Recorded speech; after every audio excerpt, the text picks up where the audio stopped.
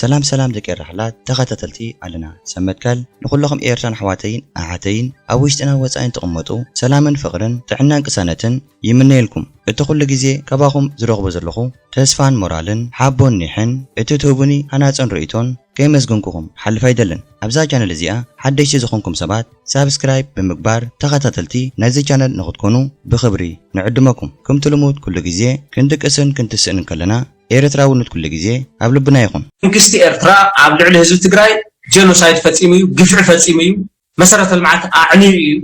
عبزي كومبرومايزيشن يلا. زين هاتي إمنتي. جينوسايدر اللي كأغتا أمن مالتي. Yes, genocider. President Isaias is a genocider, just like Isaias. Mano, like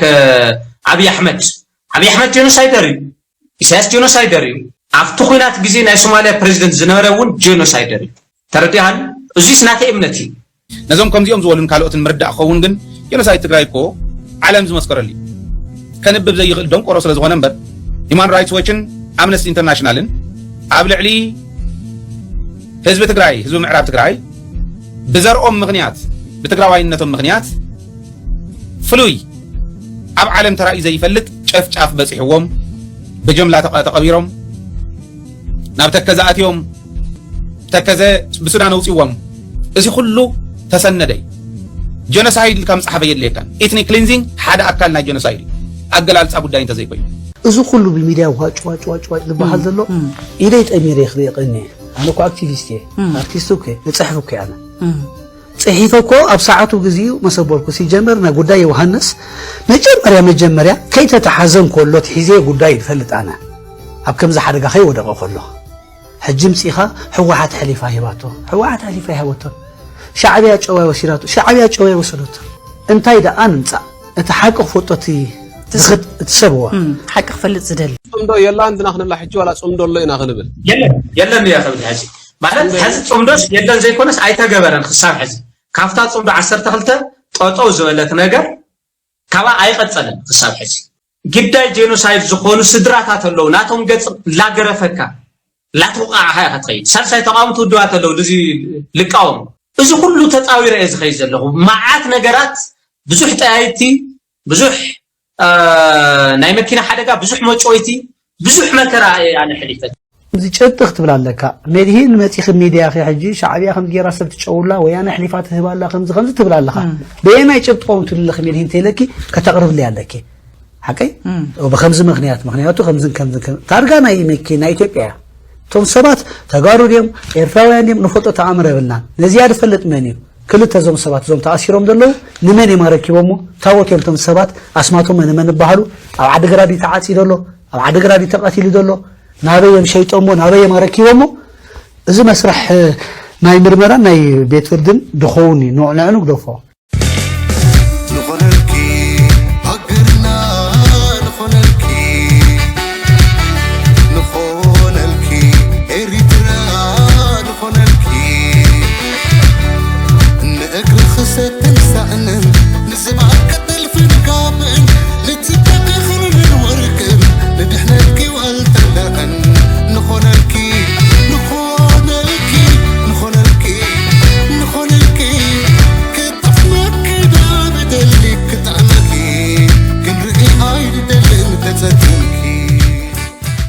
منكستي إيرترا عبد العلي هزو تجراي جينوسايد فتيميو جفع فتيميو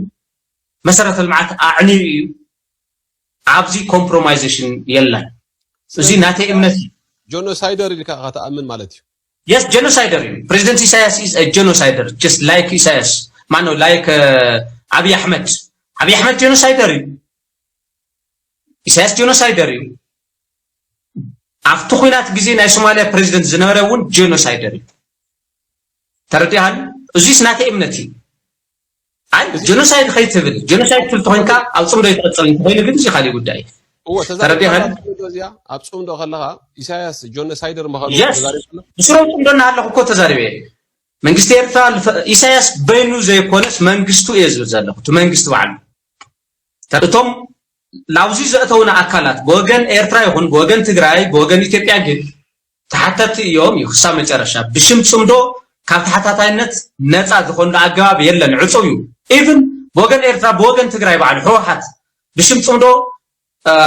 መንግስቲ ኤርትራ ጄኖሳይደር አይኮነን ድሕረዝ ተብል ባዕሉ ዓለም ለኸ ጉዳይ ለሓዘ ጉዳይ ጠጦ ዝብል ነገር ጉዳይ አይኮነን እዞም ሰባት እዚኦም እምነት ዝበሃል የብሎምን ክንብል እንከልናኮ ካብ ዚሮ ተበጊስና ይኮናን እቲ ጥልመት እቲ ክሕደት ናይ ኣቦታቶም ክሳብ ዝኾነ ንጥልመት ክሕንገጥዎ ግድን እዩ ኣብ ዝሓለፈ ዓመታት ንመንግስቲ ሃገርና ክውድስን ክንእድን ጅግና ምዃኑ ክምስክር ተዓዚብና ኢና እንታይ ዳ ስለ ዝኾነ ኣብዚ እዋን እዚ ተገምጢልና ኣሎ ዋጣ ስለ ዝኾነ ሓደ ዋጣ ሰብ ቁርብ ገንዘብ ትህቦ ይውድሰካ ይንእደካ እቲ ብጎንኻ ዘሎ ገንዘብ እንተሂብዎ ነቲ ኣብ ጎንኻ ዘሎ ይውድሶ ይንእዶ ንዓኻ ተገምጢሉ ይጓጤካ ማለት ይጸርፈካ እዩ እዚ ኸኣ ስሩሕም ስለ ዝኾነ በዓል እዚ ኸኣ ስሩሑ ስለ ዝኾነ ኣብታ ተርቡሕ ነገር ረብሓ ክብል እንከለኹ ናይ ህዝብታት ረብሓ ደይኮነ ረብሓ ናይ ገንዘብ እዩ መንግስቲ ኤርትራ ጆኖሳይደር እዩ መንግስቲ ኢትዮጵያ እውን ጆኖሳይደር እዩ ብሓፂሩ ሰራዊትናን መንግስትናን ኣብ ኢትዮጵያ ዝተፈጸመ ግፍዕታት ብሰራዊትናን ብመንግስትናን ብሰራዊት ናይ ኢትዮጵያን ብመንግስቲ ናይ ኢትዮጵያን ከም ዝተፈጸመ እዩ ብሓሶት ዝምስክር ዘሎ ከምዚሉ ክምስክር እንከሎ ረብሓ ስለ ዘለዎ እዩ እቲ ረብሓ እንታይ ዝኾን ዘሎ ገንዘብ መንግስቲ ኤርትራ ኣብ ልዕሊ ህዝቢ ትግራይ ጆኖሳይድ ፈጺሙ እዩ ግፍዕ እውን ፈጺሙ እዩ መሰረተ ልምዓት እውን ኣዕኒ እዩ ከምዚሉ ክዛረብ እንከሎ መንግስቲ ናይ ሃገርና ወይ ሰራዊትና ጆኖሳይድ እንተፈጺሙ ግፍዕታት እንተፈጺሙ እቲ ዝፈጸሙ ግፍዕታት ኣቕርቡልናስከ ከቕርቡ ይክእሉን እዮም በቃ ብኣፍካ ትሕሱ ብኣፍካ ተጸልም ስሩሖም ስለ ዝኾነ ውርሻ ስለ ዝኾነ ነቲ ውርሻ ናይ ኣቦታቶም ንኽጥቀሙሉ ኸኣ ግድን እዩ ሓደ ግዜ እንተሰውዒልናሲ ኣብቲ መጀመርያ እዋን ማለት እዩ ነዚ ናይ ሰላም ጽምዶ ንኸፍርስ ብዙሕ ከም ጸዓረ ተዓዚብና ኢና ባሕሪ ናይ ትግራይ ኤርትራን ትግራይን ኣሕዋትዮም ተዋሊዶም ተዋሲቦም ካብ ብንእሽተይ ክዓቢ እንከለኹ በትደይ ዝነገረትኒ ዝሓበረትኒ ባሕሪ ኤርትራሲ ናትና ምዃኑ ማለት ናይ ትግራይ ምዃኑ ብኸምኡ ዓብየ ብኸምኡ ዝፈልጥ ክብል እንከለኮ ጥልመት እኮ እዩ ንሱ ዝሓስቦ እዚ ናይ ሰላም ጽምዶ በቃ ትግራይን ኤርትራ ሃገርናን ናብ ሓንቲ ሃገር ተምፅአን ዓባይ ትግራይ ተሃንጽሞ ዓባይ ትግራይ ጌርካ ኣዝቕብብ ኣቢልካ በቃ ትጀባለቕ ትዋሰብ ናቱ ሕልምታትን ድሌትን ከምኡ ጸኒሑ ድሓር ምስ ረኣዮ ህዝቢ ንህዝቢ ናይ ሰላም ምዃኑ ምስ ፈለጠ ካብዚ ናይ ሰላም ጽምዶ ሃዲሙ ማለት እዩ ኣብ ግዜኡን ኣብ ሰዓትን ከዓ ተዛሪብና ኢና እዚ ሰብ እዚ ነዚ ናይ ሰላም ጽምዶ ክብትን እንተዘይኮይኑ ወላ ሓንቲ ከም ዘይሰርሕን ከም ዘይድምዕን ተዛሪብና ኢና ዝበለጸ መራሒ ኣይበልኩን ዝበለጸ መራሒ ኣይበልካን أو أيوة كنا أسمعني ቻይና خيط كله تزنور قاولا غلري زلو ركب سوق قليل ነገር አይኮነን ኢሳያስ ማለት ተፎቶ ተጸለአ ማለት እዩ ኣብ ዓለምና ካብ ዘለዎ ዓበይቲ ፖለቲከኛታት ተሓደ ሰብ እዩ ኣርባዕተ ዓበይቲ ፖለቲከኛታት ኣለዉ ኢለ ኣነ ዛምን ኣብ ዓለም ኣርባዕተ ዓበይቲ ፖለቲከኛታት ኣለዉ ኢለ ዛምን ኣነ ካብኦም ተሓደ ኢሳያስ እዩ ካብ ኣፍሪካ ከዓ ብሕታዊ ጅጋንት ዝኾነ ፖለቲሻን እዩ ኢሳያስ አፈወርቂ ተፎቶ ተጸለ ስለዚህ አብይስ አው ቅድም ኢሳያስስ ምን ማለት ይሆነ እና ሊስት ላይክሊ ከሆነ ይኸል ሓሳቡ ኩሉ ግዜ ሓሳቡ እንዲዩ ሕጂ ተዛረቦን ቅድም ሰሙን ዝተዛረቦን ኣይርድኡኒ ክዝክሮ ይክእልኒ ሓሳቡ ስለ ዝኾነ እዩ ሓቂ እንተዝኸውን ነቲ ሓቂ ክዝክሮ ይኽእል ኣብዚ ቅድሚ ሕጂ ባዕሉ ተዛረቦ እዩ ዝኾን ዘሎ ካብቶም ዓበይቲ መራሕቲ ዝበሃል ደለው ካብቶም ኣርባዕተ ማለት እዩ ናይ ዓለምና መንግስቲ ኤርትራ ምዃኑ ባዕሉ ተዛረቦ እዩ ኣብዚ እዋን እዚ ግን ተገምጢሉ ዘሎ ናብ ስልጣንያ ከይዱ ኣሎ ኣብ ናይ ስልጣንያ ከይዱ እዩ ተዛሪብዎ ዘሎ ኣብ ናይ ስልጣንያ ክኸይዱ እንከሎ ንባዕሉ እዚ ስልጣንያ ዝበሃል ነዚ ናይ ሰላም ጽምዶ ኣይቅበሎን እዩ ኣይቅበሎን ጥራሕ ደይኮነ ነዚ ናይ ሰላም ጽምዶ ንኸፍርስ ብዙሕ ጽዒሩን ክሳብ ሕጂ እውን ዝጽዕር ዘሎ ሰብ እዩ እዚ ናይ ሰላም ጽምዶ ግን በዞም ዘይጠቕሙ ሰባት በዞም እንዳ ሓንጀ መንጀን ዝፈርስ ኣይኮነን ጽምዶ ኣብ ዝለዓለ ደረጃ እዩ በፂሑ ዘሎ እዚ ጥራሕ ደይኮነ ነዚ ናይ ሰላም ጽምዶ ክፍርስ ዝፍትን ዘሎ ኣብ ናይ ጽምዶ ኣለና ዝብሉ ሰባት ብውሽጢ ከፍርስዎ ብዙሕ ምጽዕር ዘለዉ በዓል ሃይለ ደደቢት ካልኦትን በቃ ሰራዊት ሻዕብያ ጆኖሳይድ ፈጺሙ እዩ ነዚ ክትኣምኑለኩም መንግስቲ ኤርትራውን ጆኖሳይድ ፈጺሙ እዩ እዚ ቃላት እዚ ኣይትጥቀሙሉ ንህዝብኹም ኣይጠቅምኒ ከም ዘይርብሖም ብተደጋጋሚ ሓቢርና ኢና ዝሰምዕ ሰብ የለን እቲ ሓደ መጽእ የጸልም እቲ ሓደ መጽእ የጸልም እቶም ዝበዝሑ እዞም ተጓሩ ኣብዚ ናይ ሰላም ጽምዶ ዘለዉ በቃ ሰራዊት ሻዕብያ ጆኖሳይድ ፈጺሙ እዩ ከምዚ ኢሎም ዝኣምኑ ሰባት እዮም ከምዚ ክብሉ እንከለዉ ዝቕበሎም ሰብ የለን ሃይለ ደደቢት ከዓ እንታይ ይብል ከም ዘሎ ንስማዓዮ ነዞም ከምዚኦም ዝበሉን ካልኦትን ምርዳእ ክኸውን ግን ጆኖሳይድ ትግራይ እኮ ዓለም ዝመስከረሉ ከንብብ ዘይኽእል ደንቆሮ ስለ ዝኾነ እምበር ሂማን ራይትስ ዎችን ኣምነስቲ ኢንተርናሽናልን ኣብ ልዕሊ ህዝቢ ትግራይ ህዝቢ ምዕራብ ትግራይ ብዘርኦም ምኽንያት ብትግራዋይነቶም ምኽንያት ፍሉይ ኣብ ዓለም ተራእዩ ዘይፈልጥ ጨፍጫፍ በፂሕዎም ብጅምላ ተቐቢሮም ናብ ተከዘ ኣትዮም ተከዘ ብሱዳን ኣውፂዎም እዚ ኩሉ ተሰነደይ ጆኖሳይድ ከም ጻሕፈ የድልየካን ኤትኒክ ክሊንዚንግ ሓደ ኣካል ናይ ጆኖሳይድ ኣገላልጻ ጉዳይ እንተዘይኮይኑ war crime ተፈጺሙ እዩ ethnic cleansing ተፈጺሙ እዩ crime against humanity ተፈጺሙ እዩ በብመልክዑ ወፂ genocide ማለት ፔካ ሃቨስቶ ዝበሃል ናይ ፊንላንድ ወፃ ጉዳይ ሚኒስተር ናይ ኣውሮፓ ሕብረት ልኡኽ ፍሉይ ልኡኽ ናብ ቀርኒ ኣፍሪካ ንተጋሩ ዋይፕ ኣውት ክንገብሮም ኢና ብዘርእኻ ምኽንያት ኢንተንት እውን ጀኖሳይድ እዩ ይትረፍዶ ዋይፕ ኣውት ክንገብሮም ኢና ምባል እቲ ኢንተንት ባዕሉ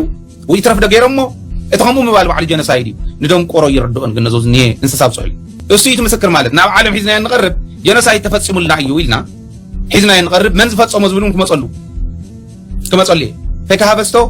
ዓብዪ በዓል ስልጣን እዩ ሓደ መርትዑና እዩ ኣምነስቲ ኢንተርናሽናል ዓብዪ ትካል እዩ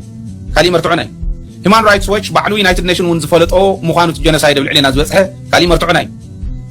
አንቶኒ ብሊንከን ናይ ኣሜሪካ ስቴት ሴክሬታሪ ብጆ ባይደን ግዜ ንምግላፁ ክጥዕሞ ጀኖሳይድ እንተኢልናዮ ሕዝስ ፅባሕ ንግሆ ንምዕራቅ ንሽምግልና ከይኣብየና ኢሉ ዝተዛረቦ ተዘይኮይኑ ኤትኒክ ክሊንዚንግ ማለት ዘርኢ ምጥፋእ እንዲት ጀኖሳይድ ማለት ንሱ ማለት ኮይ ኤትኒክ ክሊንዚንግ ተፈፂሙ እዩ እንድሕር ተባሂሉ ኤትኒሲቲ ቤዝድ ዝኾነ ጨፍጨፋ ተገይሩ እንድሕር ተባሂሉ ጀኖሳይድ ትርጉሙ ነዘው ዝኒሄ ደንቆሮ ተርጊምኩም ሃውለ ንሱ ማለት እዩ ትርጉሙ ጀኖሳይድ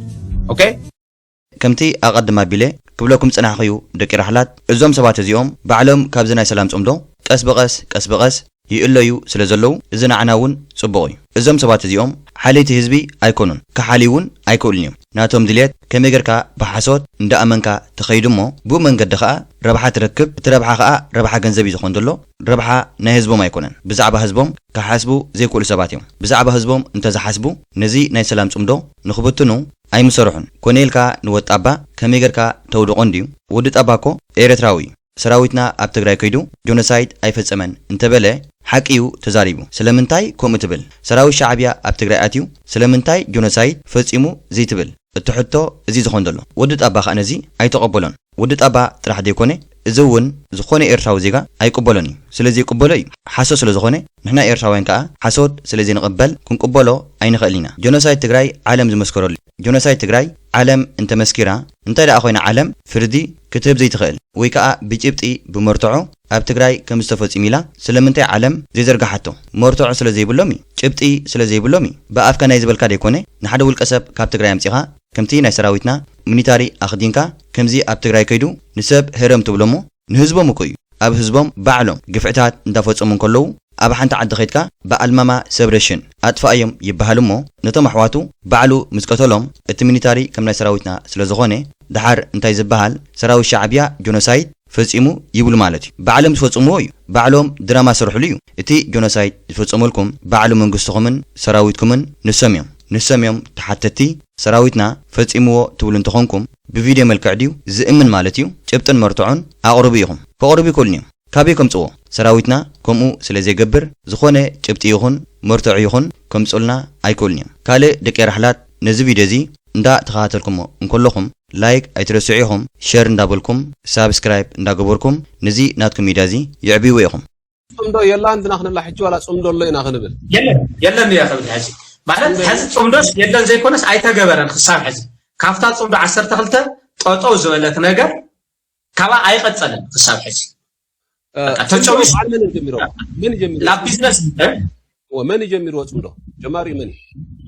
ባዕለይ ኣነ እውን ኣለኹ ካው ድማ ምሳይ እውን ሰባት ኣለዉ ለግዚ ላ ሚድያ ለይወጹ ማለት እዩ በዓል ኮሎኔል በዓል ጀነራል ደኹኑ ኣብዚ ልሳተፍ ጀነራላት የለውን ኣብዚ ልሳተፍ በዓል ስልጣን የለን ገለ የለን ስለዚ ካብዞም ኣብ ሚድያ ዘለዉ ኸ ዞም ኣብ ሚድያ ኮይኖም ማለት ሲ ኣብርሃ ተኽሎ ኣሎ ስታሊን ኣሎ ኣብርሃ ተኽሎ ኣሎ ሃይለ ደደቢት የለን ወሪድዎ خفرسلنا بتلعنا قبلنا يلا وازي اوعر كون لكو يكون دزي بتعب تنقاقن بالحن بسلتن زليه نغاري تردي غنصم دوما سويلكا كم لغص قروت غرمع معلن كالولولا الكتات يكون بتعب تنقاق بسلت بالحي كاو دما او غداي بوليتيكا ايرترا ايدكا زيمتاو او غداي بوليتيكا تግራይ ايدكا زيمتاو ነገራት ባይዘው ይخنገረካ ሰልጠነው ዚ ማንም ሰው ፍርዶ ዝግባ ብ10 ጽምዶ ክግበር ከሎ ኣነ ዝኸፈልኩ መስዋዕትነት ብዙሓት ሰባት ኣይርድኦ ምን ዝብል እምነት ኣለኒ ወገን ኤርትራ ምናልባት መንግስቲ ይድግፍ ይኸውን ስለልኸውን ፀገም የለን ዋላ እናተቃወም ካን ትጽምዶ ትሕመይ ትብል ተሓዋሪ ኢኻ ግልጽ እዩ ብዙሕ ቻሌንጅ ላይ ክገጥመካ ኸእል እዩ ተረዲኻኒ ወገን ትግራይ ግን ሓደ ናይ ፌደራል መንግስቲ ጽዕምቶ ኣሎ ካላይ ግዳይ ጄኖሳይድ ዝኾኑ ስድራታት ኣለዉ ናቶም ገጽ ላገረፈካ ላትወቃዕኻ ኢኻ ትኸይድ ሳልሳይ ተቃውምቲ ውድባት ኣለዉ እዚ ልቃወም ኩሎም ተቃውምቲ ውድባት ኣይኮኑን ዝቃወሙ ኣብቶም ተቃውምቲ ውድባት እውን ጽምዶ ዝድግፉ ኣለዉ ተረዲኻኒ ጽምዶ ዝድግፉ ኣለዉ ካብኡ ድማ ናይ ሕጊ ጉዳይ ኣሎ ናይ ሕጊ ጉዳይ እዚ ኩሉ ተፃዊረ እየ ዝኸይድ ዘለኹ መዓት ነገራት ብዙሕ ጠያይቲ ብዙሕ ናይ መኪና ሓደጋ ብዙሕ መጮይቲ ብዙሕ መከራ ኣነ ሕሊፈት ካብዚ ናይ ሰላም ጽምዶኮ ተጓሒፍካ ኢኻ መዓስኩም ተጓሓፍካ እውን ንፈልጦ ኢና በዓልኻ ቅድሚ ሕጂ እውን ኣብዚ ናይ ሰላም ጽምዶ ከምዚ የለኻን ከምዚ ተቐበልካዮን ንስኻ ዝሓሰብካዮን ጽምዶ ጽናሓካን ካልእ ስለ ዝኾነ ከምዚ ባዕሉ ክገልጸ ጸኒሐ ጽምዶ ረቂቕን ተጠንቂካ ዝተሓዝን ኣፍካ ናይ ዝሃበካ ተዛረብ ዘይኮነ ናይ ብሓቂ ናይ ሰላም ስለ ዝኾነ ህዝቢ ንህዝቢ ዝራኸበሉን ህዝቢ ትግራይ ዝቆስነሉን ካብ ጸገምን ካብ ሽግርን ዝወጸሉን ምዃኑ ንሱ ንባዕሉ እፈልጦ እዩ ከምቲ ኣቐድማ ቢለ ዝበልኩኹም ንሱ ዝሓስቦ ህዝቢ ትግራይን ህዝቢ ኤርትራን ብሓንሳብ ትሕውሶሞ ከምዚ ዓባይ ሃገር ተሃንጽ ዓባይ ትግራይ ማለት እዩ ናቱ ሕልምን ድሌትን ከምኡ ስለ ጸንሐ ድሓር ምስ ረኣዮ እቲ ናቱ ድሌትን ሕልምታትን ኣብ ጽምዶ ከምዘይሰርሕን ባይታ ከምዘይብሉን ምስ ፈለጠ ኣብ ኣንኮሎ እዩ ባዕሊ ሃዲሙ ጽምዶ የለን ፈሪስ እዩ ዝብል ዘሎ ጽምዶ ይቕጽል እዩ ዘሎ ንስኻ ስለዚ የለኻ ንስኻ ስለ ዝፈረስካ ጽምዶ ዝፈረሰ ከይመስለካ ጽምዶ ደልዲል እዩ ጽምዶ ተጨዊ እዩ ፈሪስ እዩ ከምዚ ክብል ይኽእል እዩ ኣብቲ ሓቂ እንተመፂና ግን ጽምዶ ጸኒሑን ይቕጽልን ከ ኣሎ በዛ ኣጋጣሚ ንሓውና ኣውል ስዒድ ምዞም ሰባት እዚኦም ንኽሰርሕ ኣይከኣልኒ ከቢድ እዩ እዞም ሰባት እዚኦም ሕማም ዘለዎም ሰባት እዮም ናቶም ሕማም ንጹር ዝኾን ዘሎ በቃ ሰራዊት ሻዕብያ ጄኖሳይድ ፈጺሙ ትብል እሞ መካሓሓሲ ዝበሃል ከ ኣሎ እቲ ናቶም ድሌትን ሕልምታትን ስለ ንፈልጦ ዓሰብ እንተሂቦምና ብኡ ጌርና ነደቃቆሶ ዝብል ሓሳብ ስለ ዘለዎም ጽቡቕ ጌርና ንፈልጦም ኢና እስከ ደሓን እንተበልናሲ ገቢሎም ሓንሳብ ንሰራዊትና ካብ መሬትና ክወጽ ኣለዎ እንዳበሉ ትእዛዝ የመሓላልፉ ተጓሩ ክፍትሑ ኣለዉ እንዳበሉ ትእዛዝ የመሓላልፉ በቃ ገቢሎም እዮም ዘለዉ ጸጊቦም ኣብ ኣስመራ ተራኺብኩም ክነስኹም ኣብ ዛላምበሳ ከም ተራኺብኩም ጌርኩምን ዘሕለፍኩም መልእኽታት ነይሩ ኣብ ናይ ሶሎ ሚድያ ክመጽኻ ከለኻ ዝወፀት ነራ መቸም ንዓዲናይ ክንብላ ንኽእል ኣይኮነትን ናይ ሶል ሚድያ ገለ ተብልዎ ድዩ ኣውፃዮ ኤኣይ ሶ ኣርቲፊሻል ኢንተሊጀንሲ ኣነ ክሳብ ሕዚ ብዘለኒ ብዛዕባይ እውን ልዕለይ ዝፈልጥ ስለ ዘለ ናብ ኣስመራ ይከድኩን ዛላምበሳ ዶብ ተራኺብና ምስ ኣወል ናይ መጀመርያ ጽምዶ ኣዊና ብሬኪንግ ኒውስ ሰሪሕናዮ ሕዚ ኣርቲፊሻል ኢንተሊጀንስ ኣብ ዘለዎ ዘበን ብርሃነ ኣስመራ ከይዱ ገለ ኢልካ ቪድዮ ሾፕ ፎቶሾፕ ገለ ድምፂ እውን ኢቭን ሳውንድ ጌርካ موزع تخليها حساب حزة أنا حساب زساعة جاس مرايكات كابز غير مكا أنا قدي هي حجي artificial intelligence عيثلني ذكاء يكون حجي فاكت إن إحنا نجارب برهانة أنت مش لكا تعمل ده بتيا مش سولو ميديا غيركا by the way نعم سولو ميديا قريب يفلتن بسرعة وعملت سولو ميديا ونه يفلتن اسكي تا فيديو كلات نسمع عنده ازي احجسي اي انت حدا لي كاني انا خامنو خصغبني كمان في فيديو اوريدكا سكرين شوت غيركاس ناتاي دنسي ياو ختاتو تخلي خاري ميكس غيركا مخنياتو زبن زي ناي اي اي زبن يو صغبيول اب تيك توك كم تزاربكا مسيلكا جروب ديسكشن كم تزاربكا مسيلكا ساوند او ريميكس غيركاس تلقو تخلي خايب لكالو انا حساب حدا انا بزلني بزعبا نفسي بعلي سلاس فدت حساب حزس مرايكركن كاب زالامبسا دوغون لا مريت يرتا حساب حزي ايفدكن ازي انا انت ازلك هارلوخ مسلكا I was the one who recorded on air مالتي حجي AI no let me tell you this AI verified تقول تخلها ازي AI دي ايكونن verified تقول تخلها nowadays مالتي هم verified يقبروا حساب حز انا نابس مراي خدكن تخيدون 10% منم ጻገም የብለይን ዘብለኒ ድሕዘን ነገር የብለይን ግን حساب حزي ኦፊሻሊ አነ አስመራ ሄደ ኢለ አይተዛረብኩን አይኸድኩን حساب حزي ማለት ናብ አስመራ መሓድኩን ገበነ ይኮነን ምክንያቱ አነ መንግስት ይኮንኩን ዝኾነ አካልውን ዝወከልኩ ይኮንኩን አክቲቪስት ስለዝኾንኩ አክቲቪዝም የሰርሕ ዘለኹ ሓደ ማለት እዩ ክርደካ ዝግቦ ነገር ከላይ ወደወረደ በአብይ አህመድ ሸሞንተ ነጥብታት ተዋሂቦሎ ትእዛዛት ማለት እዩ እዚ ላይ none of business my business by the way ትግራይ ምስ ኢትዮጵያ ዘሎ አርክብ መሰረት ውዕል ፕሪቶሪያ ጥራሕ እዩ ናይ ትግራይ ናይ ኢትዮጵያን ርክብ ኣብ ክልል ውዕል ፕሪቶሪያ खाሊ ውዕሊ ክፍጸም ኣይኽእልን ሕጂ ናይ ኢትዮጵያን ናይ ትግራይን ርክብ only በመሰረት ውዕል ፕሪቶሪያ ኢትዮጵያ ሙኻንካ ሕጂ ዲው ተረዲእካ ናብ ኤርትራ ገጸይ ኣያተኹን እቲ ድምጽውን AI ዝብል ዘሎ ስናዕ ማለት እዩ መቸም እተሓሶት ናቶም ስለ ዝኾነ ክሕሱውን ዓይኑ ውጣ ክኾኑን ግድን እዩ ህዝብን ህዝቢ ክራኸቡን ከሎ ብራማ ብናይ ሰንዓፈ ብናይ ባድመ ኮታ ተዓዚብና ኢና ንኤርትራ ኣያተኹን ክብልን ከሎኮ ኣብ ሜረትና ምስኣተወ ከምናቱ ሕዛእቲ ከም ሜረቱ ስለ ዝሪኦ ብኸም ይዛረብ ዘለኮ እዚ ሰብ እዚ ኣብዚ ናይ ሰላም ጽምዶ ዝኾነ መሓውር እንተሃሊዎ ኮለይ ገና ክእለይ ዘሎ ተኣሊንዲ ዘሎ ካብዚ ናይ ሰላም ጽምዶ ተባሓጊጎ ክጓሓፋሎ ጥቕሚ ስለ ዘይብሉ ረብሓ ስለ ዘይብሉ ክእለ ጥራሕ እዩ ዘሎ ኣስመራ ይኸይድ ኣይኸይድ ንዑይ ዝምልከት ኣብዚ እዋን እዚ ደቂ ራሕላት ንሓድነትና ንኽብትኑ ተሲኦም ስለ ዘለዉ ክንጥንቀቕ ኣለና ንሓድነትና ክብሉን ከለኹ ነዚ ናይ ሰላም ጽምዶ ደይኮነ ኣብ ውሽጥና ኣትዮም ንኽብትኑና ዝጽዕሩ ሰባት ስለ ዘለዉ ካብዞም ሰባት እዚኦም ክንጥንቀቕ ኣለና ሓድነት እኮ ምስ ኤርትራዊ ዜጋ እንተዘይኮይኑ ምስ ትግራዋይ ሓድነት የለን ንሶም ንንሕዶም እንተደልዮም ሓድነት ይስርሑ ኣይስርሑ ጉዳይ ኣይኮነን ኢትዮጵያዊ ምዃኑ ሕጂ ተረዲእዎ ብዝኾነ ግን ካብ ትግራይ እውን ወፂኢ ዘሎ ኣብ ኣዲስ ኣበባ እዩ ዘሎ ኣብ ኣዲስ ኣበባ ክቕመጡን ከሎ ንባዕሉ መንግስቲ ኢትዮጵያ ንጽምዶ ኣይቅበሎን እዩ ንጽምዶ ስለ ዘይቅበሎ ነዚ ሰብ እዚ ይገድፍዎ ዶ ኣይገድፍዎን እዮም ምስ መንግስቲ ኢትዮጵያ እዩ ስለ ዘሎ ምስኡ ይሰርሕ ስለ ዘሎ ብዘይ ዝኾነ ጸገም ኣብ ኣዲስ ኣበባ ይነብር እዩ ዘሎ ምጽራይ ከተነገርካ ዶ ነርካ እዚያ ክስታይ ሕጂ ናብ ኤርትራ ገጽ ደውልካ ዶ ኣታሓታቲትካ ዶ እሞ ክስታይ እንዲ ሕጂ ሓንቲ ኣብ ኤርትራ ደውልካ ንመን ኢኻ ክትሓትት ንኣብነት ናብቶም ዝምልከቶም ኣካላት ድህንነት ገለ ክትሓትት ስርሖም ኣኽቡር እዮም ከም ዝናትና ኣይኮኑን ኣብ ስርሖም ውድባት እዮም ምስጢራውያን እዮም ተረዲእኪ ኣብ ከምዚ ክሕጉሱ መዓት እዮም ስርሖም ዛትስዋዮም ኮ ዝቕፅሉ ከቢሮም ዝኸዱ ኣለኹ ነገርኪ ከምዚ ከይመስለኪ ኣብዚ ከምዚ ገይረ ኣለኹ ንዓ ከምዚ ግበር ከምኡ ይኮነን ስራሕ ረቂቕ ስርሕ እዩ ዝሰርሕ ግደፍ እዩ እዚ ደዊልካ ዋላ ናብ ዝለዓለ ኣካል እንዳፈለጠ ዋላ ንኣብነት እዎ ከምዝሎ ኣይብለካን እዩ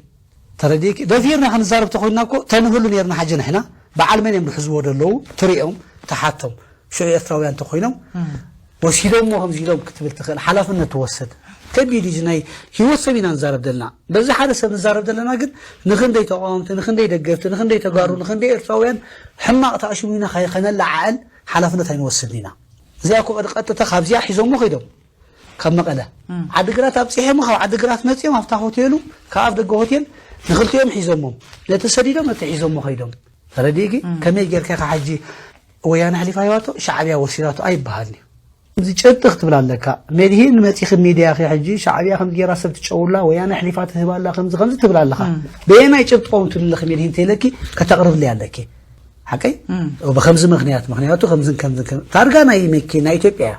توم سبات تجارو اليوم إرفاويان اليوم نفوت تعامر بلنا لزيادة فلت منيو كل تزوم سبات زوم تأثيرهم دلو نمني ما ركبومو تاوت يوم تم سبات أسماتهم من بحالو أو عد قرادي تعاتي دلو أو عد قرادي تقاتي دلو نابي يمشي تومو نابي ما ركبومو إذا مسرح ناي مرمرة ناي بيت فردن دخوني نوع لعنو دفع بزعبا زي شعبيا جوات زبحال دلو يوهانس أبرها بزعبو انديوم زاربو زلو قدامي نجر كنفلتو زلنا إذا سبزي بتي أبز ماس ميديا زرقح زلو بشعبيا أتجوي سبات كسجاجريو تجوي زلو دك سبات مسجار جبن سلزخونة أبيو تجوي زلو مني حزو زلو كساب حجي أي تفلتن أبتناتو مرة خبزهن بتي زرقحو الجباب شعبيا كم يجويو شعبيا كم صحفة أبتناتو فيسبوك مالتيو تزرقحيو شعبيا أنت تجويو أبتناتو فيسبوك مالتيو نحنا شعبيا جوينايو إلهم كل طفو يقولوا أي كلنيو شعبيا كل جزء زسرحون زتكبرون أي زاربولونيو أي جهارولوني سرقتي كبأسون كلوكو بزح شجري زلو الزوم سرقت زيوم ننحدهم سلة بأسو كسامع كألون نتحدى شطأ نتحدى يشطأ مالتي سرقتي سلزخونو اتي سرقو جنزب أمم كاليوم زبأسو نزل سبزي شعبيا أي جويون شعبيا انت جويو أنا جوي له أين بلن جينك أتمسلام سلزلو كم يقرنا نشعبيا نتسلمو بقى شعبياسي كمزي جواي كمزي جبن زفتم نختصلم يلميم إذا كله بالميديا واج لبحال دلو إليت أمير يخليقني أنا كو أكتيفيستي أرتيستوكي نتصحفوكي أنا صحيفكو أبساعته جزيو مسبولكو سيجمر نقودا يوهنس مجمريا كي تتحزن كله تحيزي قودا يفلت أنا أب كم زحرقة خي ودقة كله حجم سيخا حوحات حليفة هباتو حوحات حليفة هباتو شعبيات شوي وسيراتو شعبيات شوي وسيراتو انتي دا أنت تحقق فوتوتي تسبوا حق فلت زدلي هو إذا كمان كزارب دقددني سؤال كام سيخا بتليفون دا دولو انتي تباهيلو انتي الله حدش نقريلكا حاليت مسيلو من ميديا وسيخا خمزي بيت فرد الله وصباح خمزي يوهانس خمزي شعبي كم ينبل تتم متسلامسي درتك هلو والله أيكون مدينة حج لو ما أنت زيادة لا إله تسلمك حقا كنت صباح نقول أي تقدرنا كما يكون بالحج أتحزا يوهانس مجمريا يوهانس كوا عد قرات تقليل ندي سابا خيدو نيرو أبدي سابا 4-5 شهور حتى أنيهم كل تجزية ترى خلينا يرنا حج بدي سابا ولا تمدوال قريف كنا لك حرنا بزبط يخسر حدا اللي درفتات نجي ناب تقراي مزيو أما قالوا خينو جزات خاري كسر ريحي البميل جمير نيرو جون كودي سابا نابز مسمته دد حريقو حدا خابزوم طرطرات هافتوم وهافتتين بالانچينا زتبهاله سب ኤርትራዊ كودي سابا اغور ماجي نز سبزي شعبيا ايچويون حوحاتون ايچويتون بحصيرو سبزي كمزي افلطو زلو كوميس معكا ازي كزارب صنحه يرغا عالم غتاچو زخوندلو ابز وان زكو تنفحي زلو كوتكوشي زليو كميلو يتبلو اب غص رايون ديو صبو يزلو شعبيا انت زي چويو انت لاي حوحات انت زي چوياتو مندا چويو زلو سباتيوم چويمو زلو كابيرت هاغرنا ناب تግራይ كاتون كلو بزحات ኤርትራን ኣሕዋትና ተጨዊምም እቶም ጨዊት ኸኣ ተጓሪዮም ዝኾንደሉ ካብ $4,000 ክሳብ $6,000 እንዳኽፈሉ ንብዙሓት ኤርትራን ኣሕዋትና ኣሳቂዮምን ኣጋፊዖምን እዮም ወላ ሰብ እዚ ብናቶም መንገዲ ተጨዊ ክኸውን ይኽእል እዩ እታ ዓዶም እንዳጭውያን እንዳሰርቀን እንዳቀተሉ ሕረዶን ስለዝኾነ ኣብ ትግራይ ውሕስነት ይብልካን መን ይጨወየካ ዘሎ መን ይዘቐትለካ ዘሎ ክትፈልጥ ኣይትኽእልኒ ኢኻ ሕጊ ስለዘየለ እዩ ኣብዚ እዋን እዚ ኸኣ ነንሕዶም እንዲዮም ዝበልዑ ዘለው ዝበልዕዎ ምሳኣኑ ናብ ሰብ ምጭዋይን ናብ ስርቅን ናብ ቀትለትንዮም ተዋፊሮም ዘለው ሕጂ እውን ሻዕብያ ኣይጨወዮን ሻዕብያ እንተዝጨውዮ ባዕሊ ሻዕብያ ንሕናይና ጨዊናዮ ኣይንበለን ኣብቲ ስእሊ እውን እንተሰውዒልና ሲቪል ዝተኸድኑ ሰባት እዮም እንዳሃርሙውን ከለው ኣብቲ ስእሊ ርኢና ኢና እዚ ኣጀንዳ እዚ ግን ንምንታይ ዕላማ ምዃኑ ንጹር እዩ ነዚ ናይ ሰላም ጽምዶ ንምፍራስ በቃ ሰራዊት ሻዕብያ ኣብ ትግራይ ኣትዩ ሰባት ይጨዊ ዘሎ ስለዚ እዚ ናይ ሰላም ጽምዶ ዝበሃል ዘሎ ሰቂልካዩ ኣይጠቅምን እዩ በዚ ሰላም እንዳበልና በዚ ኸኣን ህዝብና ዝጨው እንተኾይኑ ከመይ ገርና ነዚ ናይ ሰላም ጽምዶ ክንቅበሎ ኢሎም ንጽምዶ ንኽሕሰምዎ ዘውፅዎ ውጥን እዩ ዝኾን ዘሎ እዚ ናይ ሰላም ጽምዶ ኮ ንዓና ደይኮነ ዝጠቅም ንዖም ይዝጠቅም ንጆን እንታይ ጋጢምዎ ብዝርዝር ማለት ክንዛረበሉ ቀኒና ኢና ምስቲ ክዛረበሉ ዝቐንኹ ታሒስካ ወይ ካብ ወፃኢ ብዝርዝር ንጆን እንታይ ጋጢምዎ እቶም ንጆን ንኽእሰር ዝገበርዎ ኸ ኣብዚ ሕጂ እዋን ኣበይ ኣለዉ ምስኡ እውን ቤት ፍርዲ እውን ከም ዘለዎ ፈሊጥ ኣለኹ እስከ ብዝርዝር ብዛዕባ ዝሓብረና ኦኬ ሕጂ ከመይ መሲልካ ሰልተናሓወይ ነፍሲ ወከፍ ሃገር ኣብ ዓለም ሙሉ ዘለዋ ሃገራት ተቃዋምቲ ኣለዎን ናተን ተቃዋምቲ ኣለዎ ተረዲእካኒ ጆን ዕላሙ ክቃወም እንድሕር ኮይኑ ተቃዋማይ ኮይኑ ማለት እዩ ኣነ እኳ ተቃዋማይ ኣይኮንኩን ድብሎን ጆን ወዲ ህዝቢ እየ ዝፅውዖ ኣነ ባይዘወይ ክነግረካ ምክንያቱ ንኽልቲኡ ህዝብታት እዩ ጆን ክሳይ ድገብር ሓልዩ ድዛረብ ወይ ድቃለስ ማለት እየ ተቃልሰና ጆንሲ ወላ ኣብ ኣዲስ ኣበባ መፅአ ምሳይ ክሳብ 3-4 ዋርሕ ብሓንሳብ ሓንቲ ዓራት ኢና እንዳሓደርና ብሓንቲ መኣዲ በላዕና ኢና ተሳሊና ሓሊፍና ክሳብታ ናይ መጨረሻ ንመቐለ ከደላ ወላ ንመቐለ ከይዱ ክሳብታ ናይ 0 ሰዓት ጠፋላውን ንዳዋወል يرنا دحر أديس أبابا يتقبلوا رؤسو حق زربا وشوش لروع النوركانه وفتصوم يدي يتقبلوا أديس أبابا يرجع لك خيدي يدو شعور موداتا كخيدي خبلنا نوي حين ديرو احنا هنا نتروفون يرنا شو خيدي يدو بكا وديوا تدخلوا له مغنيات أديس أبابا نيرا حانت درف نيرا قدمي زي مش ديش عامتات تايتينغ ويقدموا حموش عامتات تواب استوديو نيرا ناي فقر درف مالتي ቀዳማይ ነገር ሰብ እዚ ብዛዕባ ኤርትራ ሃገርና ኣይምልከቶን እዩ ወላ ብዛዕባ ህዝብና እውን ኣይምልከቶን እዩ ምክንያቱ ሰብ እዚ ትግራዋይ እንተኮይኑ ኢትዮጵያዊ እዩ ጉዳይ ናይ ሃገርና ኢትዮጵያ ኣብ ክንዲ ዝገብር ኣብዚ ምልከታ ኣትዩ ጠብሎቅሎቅ እንዳበለ ኣንጻር ሃገርናን ህዝብናን ክሰርሕ ፀኒሑ እዩ ስለዚ ኢትዮጵያዊ እንተኮይኑ ትግራዋይ እንተኮይኑ እቲ ብጥሜት ዝመውት ዘሎ ትግራዋይ ኣብ ክንዲ ብዛዕባ ዝገብር ኤርትራን ትግራይን ክሕውሰነ ናብ ሓደ ኮምፀየ ኣነ ተቆመራይ ናይ ኤርትራየ ንኤርትራ ናጻ ኸውጽአ ንህዝቢ ኤርትራውን ናጽነት ከምጻልየ ዘየለኩ እዩ ዘየምልከተካ እንተኾይኑ ኣይምልከተካን እዩ ትግራዋይ ክንስኻ ኢትዮጵያዊ ክንስኻ ስለምንታይ ከም ኤርትራዊ ዜጋ ኾንካ ትመጽለኻ ጉዳይ ሃገርካ ዘይትገብር ጉዳይ ናይ ሃገርና ኣይምልከቶን እዩ እዚ ክዛረብ ጸኒሐ ሓዊ ዝኾን ዘሎ ሓዊ ንጆን እዩ እዞም ኩሎም እንደ ሓንጀመንጂ ተጓሩ እዮም ተጓሩ ንኸይባሃሉ ብጣዕሚ እዮም ዝሓፍሩ ዝሕፍር የብልኩምን ብትግራይ ዓድኹምን ብኢትዮጵያ ሃገርኩምን ክትሕበኑ ኣለኩም ምክንያቱ ኢትዮጵያ ትርኢ ኣለኻ ንኢሳያስ ኣይደለየት ንህግደፍ ኣይደለየት ዓዲ ፃዕዳ እያ ትዛረብ ዘላ እዚ መንግስቲ እዚ ጥራሕ ዘይኮነ ሃይለ ስላሴ ደርጊ ወላ ወያነ ስልጣን ከላኽማ they don't care about ኢሳያስ or ህግደፍ ሕጂ ከመይ ጌርኩም ስኻትኩም ኢሳያስ ይነግራም ትብሉ ኢሳያስ ነግራም ንዓኻኹም ውልቀ ሰብ ኢትዮጵያ ነግራም ግን ሃገርካ ንታሪኽካ ስለዚ ኢትዮጵያ መን እያ ትበሃል ሕቶ ፀረ ኢሳያስ ኣይኮነትን ኢትዮጵያ ፀረ ኤርትራዊ ሃገርነት እያ ናይ ነዊሕ ግዜ ታሪክ ዘለዎ እዩ ሕጂ እኳ ደኣ ተኣሲሮም ኣለዉ ኣሕዋትኩም ኣብ ኣዲስ ኣበባ ሕጂ ከም ኤርትራውስ መን ይፀላእ ኢኻ ማንም ኤርትራዊ ኣዱ ክሕዝ ዝደለየ ከልኪሎም ኢትዮጵያ ንፍዕት እያ ኢትዮጵያ ከምዚኣ ናይ ብሄር ዶ ፖለቲካ ናይ ፖለቲካ ናይ ኢትዮጵያ ክስከም እየ ኢትዮጵያ ጥዒት እያ ንሕና ናይ ገበነኛታት ዝብሉ ሰባት ጥራሕ ትሕዝ ነይራ ንዓዝ ንእዱ ንኤርትራ ዘቃልሉ ሰባት ትሕዝ ነይራ እዚ ከዓ ህዝቢ ኤርትራ ስክብታ ክኣትዎ ንሕድሕዱ ክባላዕ ፈይሮም ክኣትዉ ዝደልዩ ካብዚ ዝኸፍእ ሓደገኛ ዝኾነ ፀላኢ ክህልወካ ይክእል ንህዝቢ ኤርትራ ኣትኪምካሉ ፋሕፋሕ ኣቢልካ ሕንፍሽፍሽ ኣምፂኻ ንኢትዮጵያ ዝሰርሕ ኢትዮጵያ ዝሕጂ ከም ዝገብረና ዘላ ብሰንክናትካ ሕምቀት እዩ ኣንጻር ኢትዮጵያ ኹን ኣይትኹን ዝገበርካዮ ተግባራት ንኢትዮጵያ ትጠቅም እዩ ናይ ውሽጣዊ ምስጢር ኣለካ ኸሊእ ወላ ምስጢር ተደይብልካ ኸማን እዚ ዝገበርካዮ ገባባ ቀላልሳ ወላ ቁኑዕ እንትኾንካ ንህዝቢ ኤርትራ ፋሕብትን ኣቢልካ ኣብ ከምዚ ኩነታት ዘብፅሓካዮ ንስኻኻ ከድካ ንረብሓ ኢትዮጵያ ሰሪሕካ ከም ኢሳያስ ንህዝቢ ኤርትራ ፋሕ ደብል ናይ አውራጃ ናይ ሃይማኖት ናይ ገለ ሒዝካ መፂኻት ንኢሳያስ ትኸሶ ንሓደ ቅርሺ ክልተ ገፂኻ you have no even moral value ንስኻ ንኢሳያስ ክትከስስ moral value ከማን እዩ ሙሉእ ህይወተይ ኣብዛ ቦታ እዚኣ ኮይነ ፎሬን ፖሊሲ ንኤርትራ ዝሃስያ ዘሎ ኢትዮጵያ ኣይኮነትን እዩ ኢትዮጵያ ኣጋርያ ፖለቲካ አይዲዮሎጂ ፖለቲካ ሒዝካ መፂኻ ኣጆኹ ዝብልዋ ንኢትዮጵያ ቦም ገይራ ትኸይድ ነይራ ኢትዮጵያ ሓይሊ ይብላ ንብል ነይራ ፎሬን ፖሊሲ እዚ ኩሉ ዝተደሚሩ ንኢትዮጵያውያን ጠቒሙ ፎሬን ፖሊሲኻ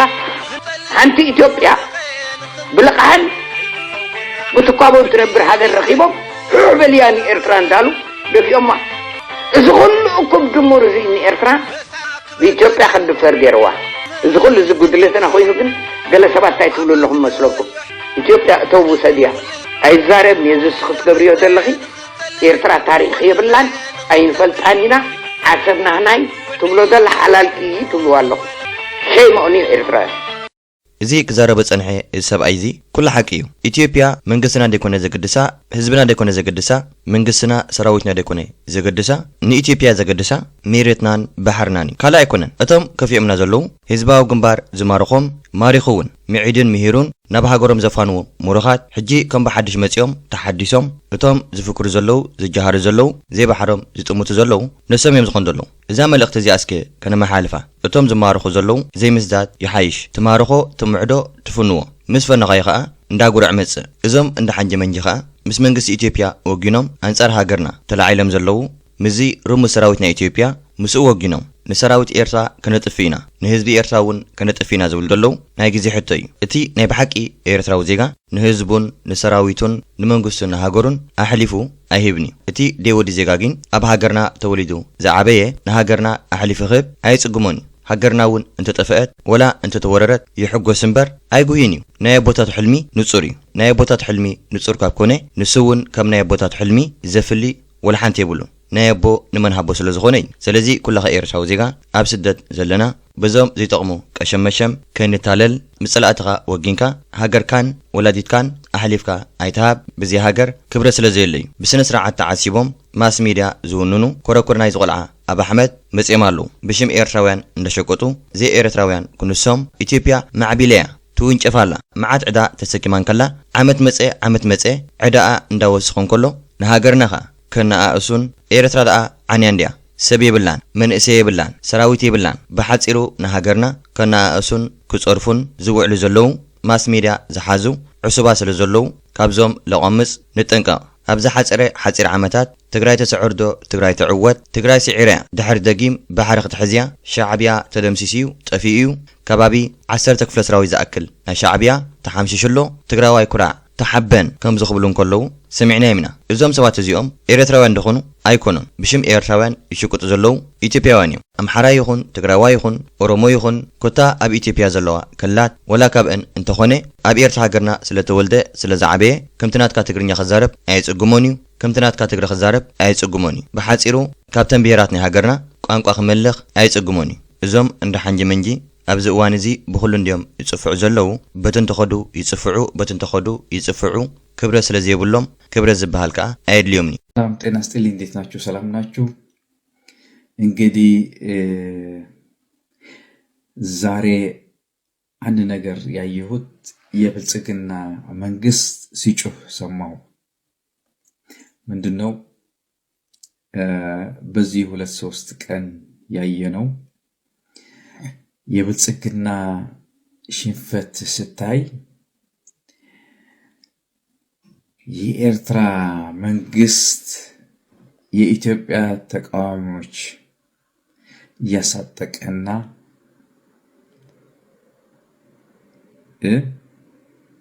ያገዘ ነው እየተባለ ዓለም ይዩልኝ ዓለም ስሙልኝ ሲል እየጮኸ በዚህ ዛሬ ቀን ሰማ ነው። ብልጽግና አንድ ነገር ልንገራችሁ። መጀመሪያ ሁሉ ጊዜ ኤርትራ በትክክል መንገድ ነው የምትሄደው። እንደናንተ ዛሬ የምትናገሩትን ነገ የምትዋሹትን ዛሬ የዋሹትን ደባለልቃ የምትሄድ አገር አይደለችም። ሻዕቢያ ማለት በትክክል መንገድ ቆማ የምትሄድ ቆፍጣኛ መንግስት ነው። ለምንድን ነው አሁን ትጩት? ትናንትና ተው ሲባል የሁሉ የሰራችሁት አሁን ሲዘጋ ለምንድን ነው አሁን ጩኸት? እናንተ የምታደርጉት የኤርትራ ተቃዋሚዎች ብላችሁ የምታስቆሙት ወይ ደግሞ የምትሰሩት በአዲስ አበባ እንዲሁም በአፋር አካባቢ ማን ነው እነሱ የሚያግዛቸው ያለ? የኤርትራ መንግስት። ለኤርትራ መንግስት የሚቃወሙት አዲስ አበባ ያሉት የኤርትራ መንግስት ነው የሚያግዛቸው ብለዋል። ቆፍጣኛውና ቆራጡ መንግስት ፕሬዝዳንት ኢሳያስ አፈወርቂ ብለዋል። ፈሪ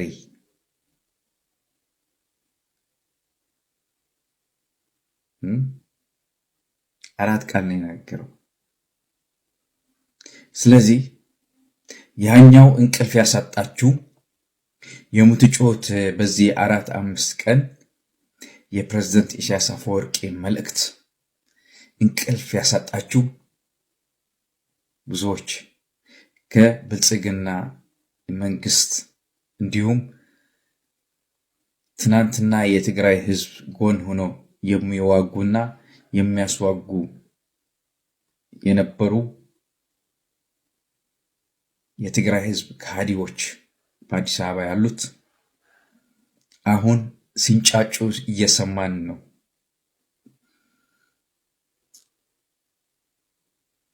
ጥርሳቸው እንኳን ሊጠራ ሊያጡት የማይችሉ ጊዜ የሌላቸው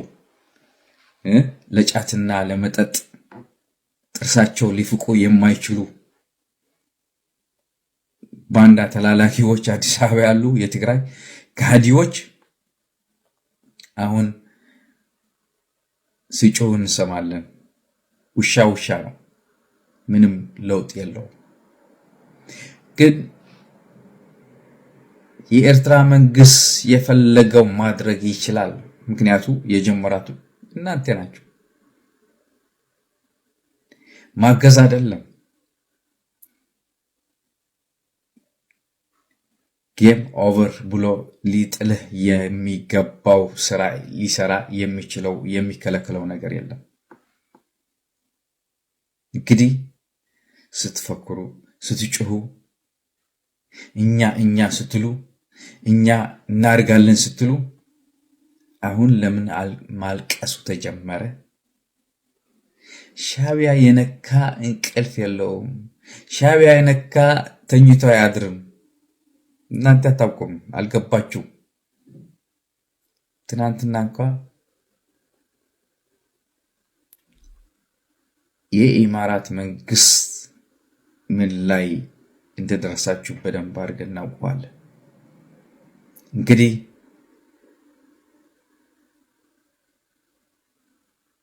ተው ያልከው ሰው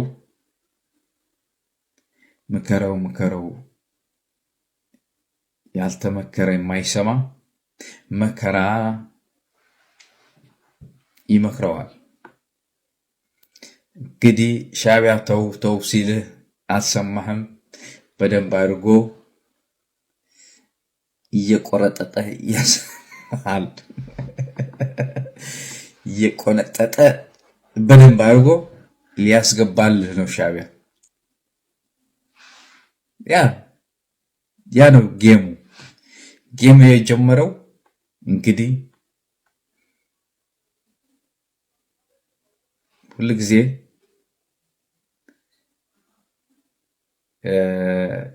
ተላልቆች የሚሉት ነገር አለ።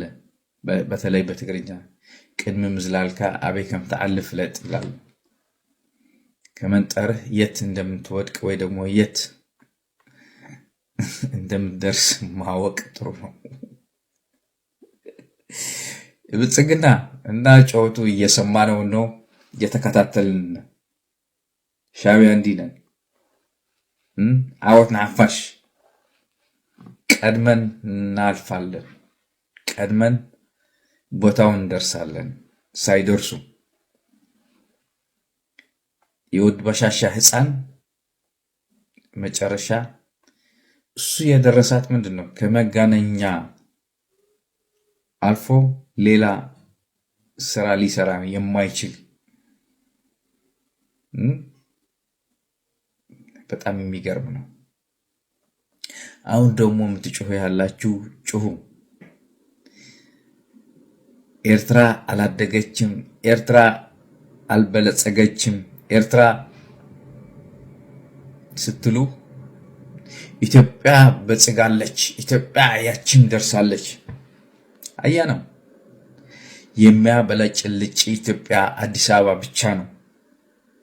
ሂድና አዲስ አበባ ውስጥ ሂድና ግባና እንዲህ ነው አዲስ አበባ ሲባል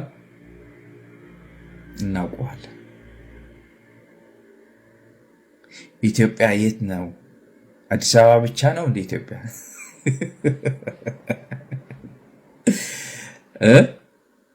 ስንት ሚሊዮን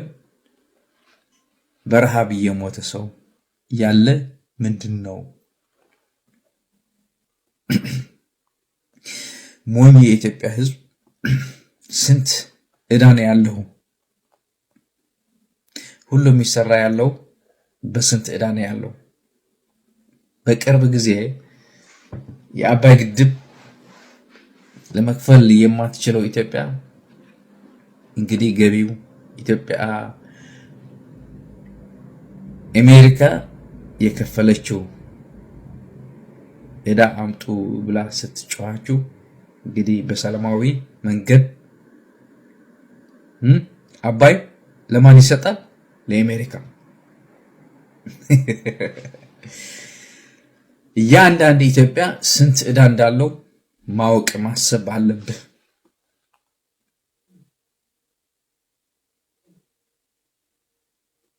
ስለ ኤርትራ ማሰብ ሳይሆን ኢትዮጵያ አልተገዛችም ካላችሁ ስንት ዓመት ሆኗታል? ኤርትራ የወጣችው 30 ዓመት ሆኗታል። 35 36 እንግዲህ በተቻለው በእናንተና በአውሮፓ በአሜሪካ ጫና ተደርጎ ስንት ዓመት የፈለገችው ማድረግ ማትችል ሀገር ሆናለች። እንግዲህ እሱን የምታወዳድሩት ከሆናችሁ ስንት ዕዳ አለባችሁ? አንድ ኢትዮጵያዊ በሰው እንግዲህ ደምረህና አከፋፍለህ ማትችል ደምረህ አባዝተህ ማትችል ከሆነ እንግዲህ ዕዳህን ያለው የኢትዮጵያ ሕዝብ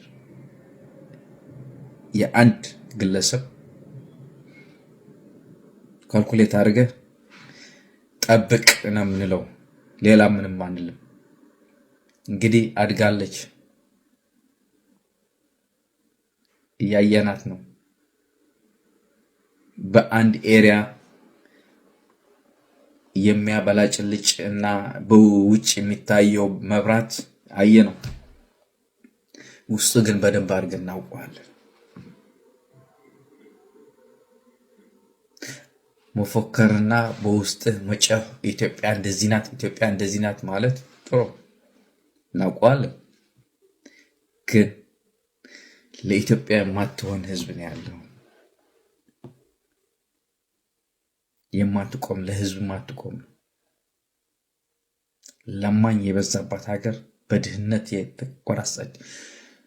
ተሰቃቁላ የምትኖር ሀገር